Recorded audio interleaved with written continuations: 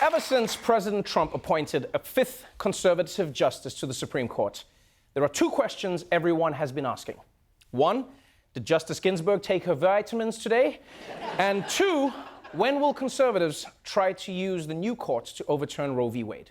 Well, we don't know about the vitamins, but in the past few weeks, conservative lawmakers have made their move. The abortion flashpoint all across the country, a wave of new restrictions gaining steam in states far beyond Alabama. Georgia, Alabama, and Missouri are putting into place strict anti-abortion laws. Alabama passing the nation's most restrictive abortion law, effectively banning abortion. Under the law, doctors could now face 99 years in prison for performing an abortion. In signing the abortion bill, Alabama Governor Kay Ivey said it stands as a powerful testament to Alabamians' deeply held belief that every life is precious and that every life is a sacred gift from God. You know, I'm not going to lie, America is a really confusing place because there's supposed to be a separation between church and state, right? But this governor is literally signing an anti-abortion law in God's name. Yeah, which is weird, which is really weird because I've read the Bible too, okay? And as much as God loved children, he also wasn't afraid to take out a bunch of kids when he wanted to. Yeah. I mean, when the Egyptians refused to release the Israelites, God sent locusts and frogs, and then when they didn't listen, he killed their firstborn sons, which is quite the escalation, you have to admit. If my neighbor was making noise and was like, frogs, and don't listen, locusts, and they're like, all right, your son's gone, man, it's over. So obviously many people have been pissed off because these extreme laws were passed in places like Alabama. And it didn't help. It didn't help that the lawmakers who put these abortion restrictions in place just happened to be the biggest sausage fest ever. I mean, look at that, for real. 25 men passed this abortion law.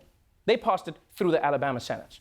Right? These are the people deciding what women in Alabama can do with their own bodies, which is crazy because none of these men will ever be pregnant. How are they writing the laws? It's like if the Amish wrote America's laws on cybersecurity. You don't know what you're talking about.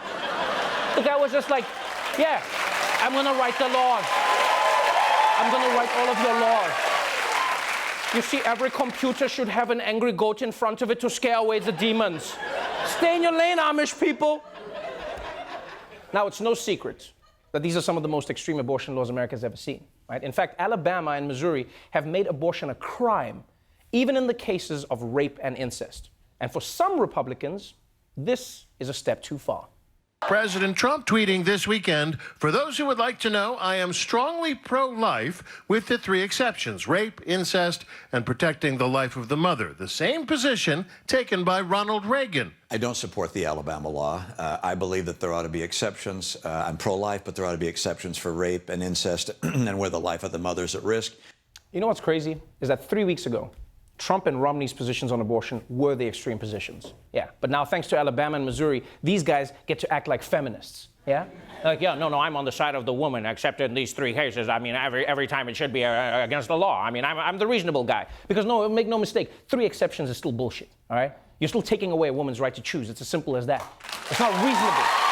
It just seems reasonable by comparison. It's like if one bully threatened to beat me up, steal my lunch, and give me a wedgie, and another bully steps in, he's like, hey, the wedgie's a step too far. Yeah, he's reasonable. So as it stands, these bills have been signed into law, which means now the courts have to decide if they're constitutional. And there's a good chance this will go all the way up to the newly conservative Supreme Court. Yeah. So if you're a woman in America right now who wants to be in control of her own body, this is a scary time. Luckily, there is one law firm in town that might have found a way to protect your uterus. I'm Desi Leidick. And I'm Dulce Sloan. And we're attorneys at law. Just don't Google that. Right now, Republicans are trying to legislate what a woman can and cannot do with her body. So if you're a woman, you might feel like your only options are to either leave the country or marry your vibrator. Mine's named Jorge. But our law firm has a better solution. Incorporate that pussy. That's right, because corporations are the one thing Republicans don't want to regulate. So we'll turn your business into a business. And in their eyes, you'll go from baby maker to money maker. We're regulating your vagina. But it's a business now. Well, in that case, here's a tax cut. So call us today and make sure your private sector stays private. We're talking about your vag. And all that other stuff down there. Everything but the butt. The butt stuff.